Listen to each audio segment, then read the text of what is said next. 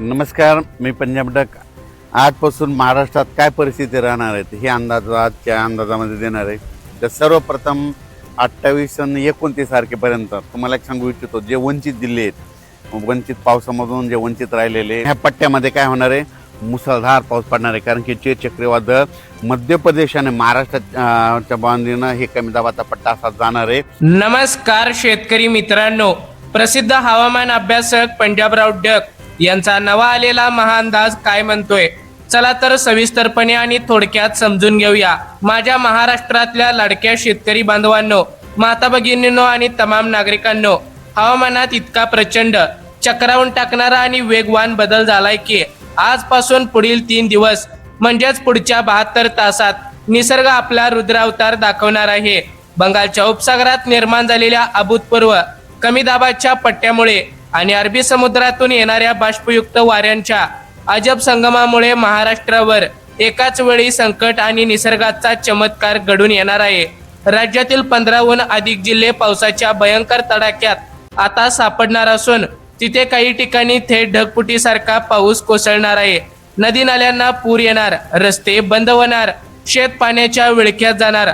त्यामुळे पहिल्या मिनिटापासून शेवटच्या काही मिनिटापर्यंत, अगदी शेवटच्या सेकंदापर्यंत हा व्हिडिओ प्रत्येक शेतकऱ्याने, प्रत्येक गावकऱ्याने बघितलाच पाहिजे. जर एखादा भाग चुकला तर पिकांचं नियोजन चुकणार, पुढच्या काही महिन्यांचं गणित कोलमडणार. जराही हलगर्जीपणा करू नका, नाहीतर तुमचं उभं पीक वाहून जाईल. एवढा मोठा हा इशारा समोर आला आहे. बघा आता शेतकरी बांधवांनो, प्रसिद्ध हवामान अभ्यासक पंजाबराव डक यांनी दिलेल्या माहितीनुसार जे जिल्हे आतापर्यंत पावसापासून वंचित राहिले आहेत त्यांच्यासाठी पुढचे 3 दिवस म्हणजेच आज, उद्या आणि परवाचा काळ अत्यंत महत्त्वाचा आहे. या वंचित पट्ट्यांमध्ये हवामानात मोठा उलटफेर होणार आहे. यामध्ये प्रभावित झालेले विभाग बघायला गेलं तर प्रसिद्ध हवामान अभ्यासक पंजाबराव डक यांनी सांगितल्याप्रमाणे सोलापूर जिल्हा, बीड जिल्हा, नांदेडचा काही भाग, परभणीचा काही भाग, धाराशिव जिल्हा तसेच नंदुरबारचा काही भाग. पावसाची वेळ व स्वरूप बघायला गेलं तर या भागात दुपारपर्यंत कडक ऊन पडेल. मात्र दुपारनंतर म्हणजेच दुपारी 3 ते 2:30च्या सुमारास संपूर्ण आभाळ अचानक काळेकुट्ट होऊन येईल. त्यानंतर अवघ्या अर्ध्या ते 1 तासात या भागात जोरदार ते अतिमुसळधार पाऊस कोसळेल. त्यामुळे या भागातील शेतकऱ्यांची पाण्याची चिंता आता कायमची मिटणार आहे. जायकवाडी आणि उजनी धरणाची ताजी स्थिती प्रसिद्ध हवामान अभ्यासक पंजाबराव डक यांनी आता सांगितलेली आहे. मराठवाड्याची तहान भागवणारा हक्काचं धरण म्हणजे जायकवाडी धरणाबाबत पंजाबराव डक यांनी मोठी अपडेट दिली आहे. जायकवाडी धरणात सध्या 60,000 क्युसेक्सने पाण्याची आवक सुरू आहे. आवक वाढल्यामुळे आतापर्यंत हे धरण वेगाने पुढे जाईल. नाशिक भागात होणाऱ्या मुसळधार पावसामुळे 5 ऑगस्ट पर्यंत नाथसागर 70 ते 78% भरण्याची दाट शक्यता आता प्रसिद्ध हवामान अभ्यासक पंजाबराव डक यांनी वर्तवली आहे. आता उजनी धरणाबद्दल काय सांगितलंय ते पाहूया. सोलापूर आणि पश्चिम महाराष्ट्रासाठी वरदान ठरलेलं उजनी धरण आज मितीस 80 ते 85% पुढे गेला असून हे धरण या पावसाळ्यात 100% भरणार असल्याचा ठाम विश्वास आता प्रसिद्ध हवामान अभ्यासक पंजाबराव डक यांनी वर्तवला आहे. बघा आता शेतकरी मित्रांनो, बंगालच्या खाडीत तयार होत असलेल्या कमी दाबाच्या पट्ट्यांमुळे 29 जुलैपासून विदर्भाकडून पावसाचा जोर प्रचंड वाढणार आहे. 30 आणि 31 जुलै आणि 1 ऑगस्ट या 3 दिवसांच्या दरम्यान महाराष्ट्रातील 14 प्रमुख जिल्ह्यांमध्ये मुसळधार पाऊस धुमाकूळ घालणार आहे. पंजाबराव डक यांनी या जिल्ह्यांची नावे आणि परिस्थिती पुढील प्रमाणे अत्यंत सविस्तरपणे सांगितली आहे.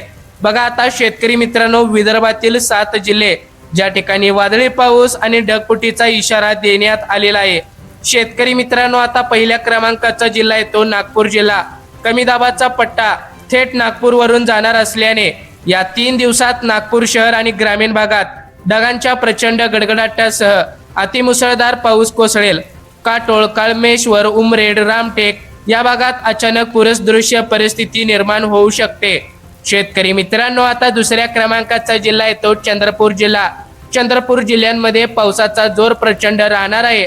रात्रीच्या वेळी धो पाऊस होऊन नदी नाल्यांना पूर येण्याची शक्यता निर्माण होईल. इरई नदीच्या पाणी पातळीवर बारीक लक्ष ठेवावे लागणार आहे, असा इशारा प्रसिद्ध हवामान अभ्यासक पंजाबराव डक यांनी वर्तवला आहे.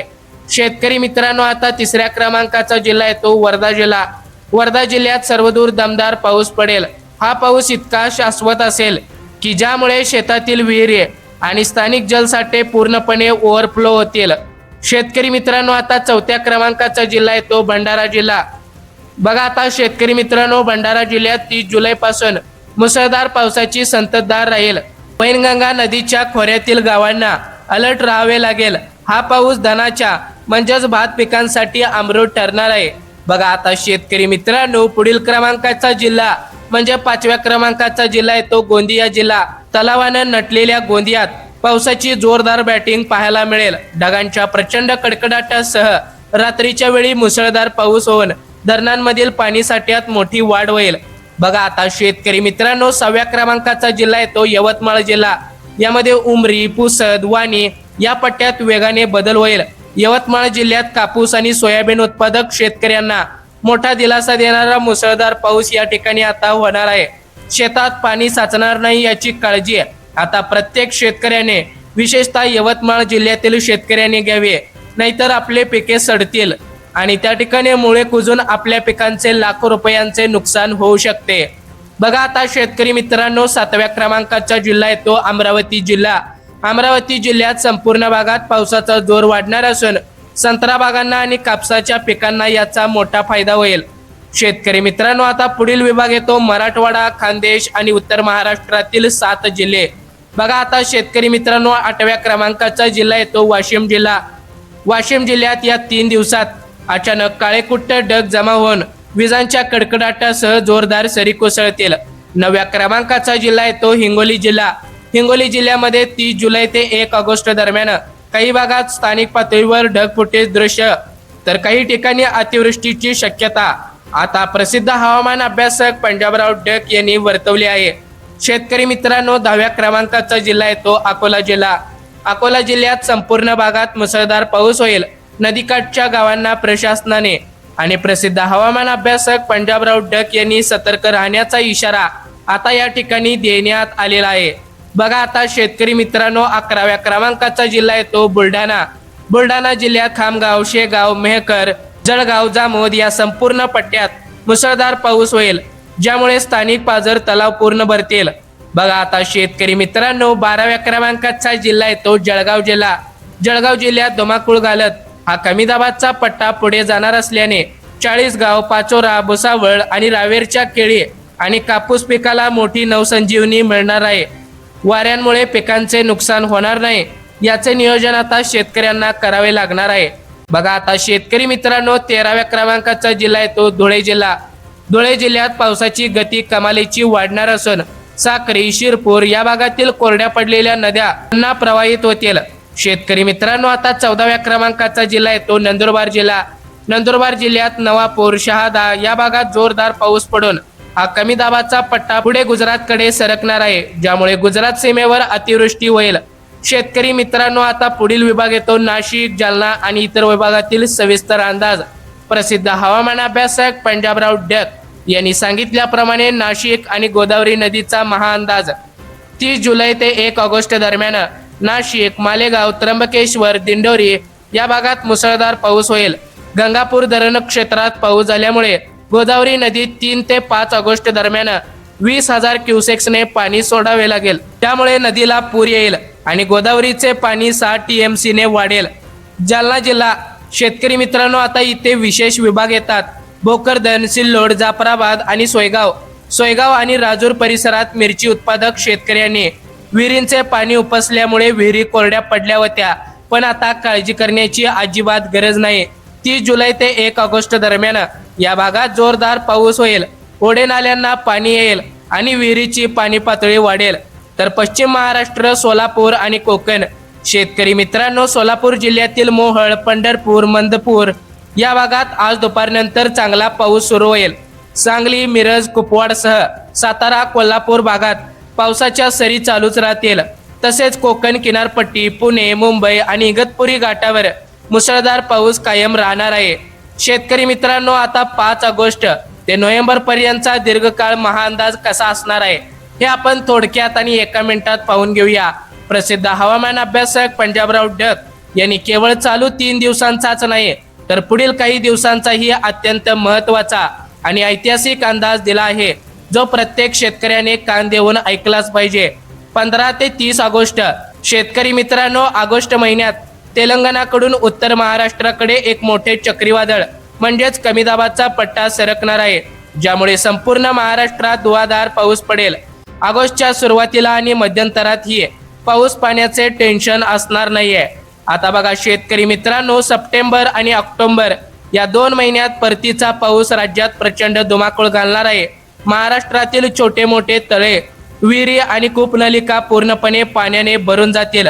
तर नोव्हेंबर महिन्यामध्ये 1, 2 आणि 3 नोव्हेंबरला अवकाळी पावसाची एक हलकी फेरी येईल आणि त्यानंतर 13 नोव्हेंबर पासून राज्यात कडाक्याची थंडी पडायला सुरुवात होणार आहे. बघा आता शेतकरी मित्रांनो, निसर्गाचे संकेत आणि डग साहेबांचा जुना अनुभव काय सांगतोय. मी तुम्हाला आधीच सांगितलं होतं की यावर्षी दुष्काळ पडणार नाही. आज पुन्हा छाती ठोकपणे सांगतो, दुष्काळाचे नावही काढू नका. निसर्गाने आपल्याला आधीच 2 मोठे संकेत दिले होते. चिंचाच्या झाडाला यावर्षी इतक्या चिंचा लागल्या होत्या की झाडाच्या फांद्या जमिनीला टेकल्या होत्या आणि जांभळीच्या झाडाला काळी बोर जांभळं प्रचंड प्रमाणात लकडली होती. निसर्गाचा हा कौल कधीही खोटा ठरत नाही. विज्ञान एक वेळ चुकेल, पण निसर्गाचा हा नियम कधी चुकणार नाहीये. तर बघा आता सध्या आपल्या गावाकडे शेतामध्ये कापूस आणि सोयाबीनची पिके उगवून वर आली आहेत. कोळपणी, खुरपणी, खते टाकणे आणि उकरणीची कामे वेगात सुरू आहेत. निसर्गाची ही मोठी कृपा आहे की पावसाने ही पिकांना जीवनदान देण्यासाठी अगदी योग्य वेळेवर येत आहे, ज्यामुळे पिकांची वाढ जोमदार होणार आहे. शेतकरी मित्रांनो, आता शेवटची ताकीद आणि मोलाचा संदेश. प्रसिद्ध हवामान अभ्यासक पंजाबराव डक यांनी सांगितल्याप्रमाणे हा पाऊस एकाच मिनिटात सगळ्या महाराष्ट्रात पडणार नाही. तो आज, उद्या, परवा करत या 3 दिवसात एक जिल्हा, एक तालुका, एक गाव कव्हर करणार आहे. त्यामुळे आमच्या गावात अजून का पाऊस आला नाही म्हणून चिंता करू नका. प्रत्येकाचा नंबर लागणार आहे. सर्वदूर आता पाऊस होणार आहे. विजा कडकडताना मोबाईलचा वापर टाळावा. झाडाखाली उभे राहू नये. ओढ्याला पाणी आले असेल तर ट्रॅक्टर किंवा गाडी घालण्याची घाई करू नका. वातावरणात काही बदल झाला तर मी पुन्हा नवीन मेसेज, नवीन अपडेट घेऊन तुमच्या सेवेत हजर होईन.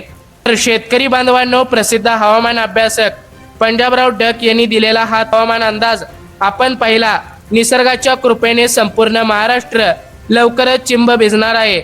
महत्त्वाचा व्हिडिओ तुमच्या इतर शेतकरी मित्रांना व्हॉट्सअपवर नक्की शेअर करा.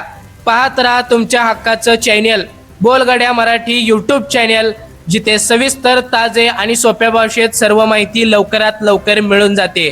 शेतकरी मित्रांनो, सावध राहा, सतर्क राहा, काळजी घ्या स्वतःची आणि स्वतःच्या कुटुंबाची.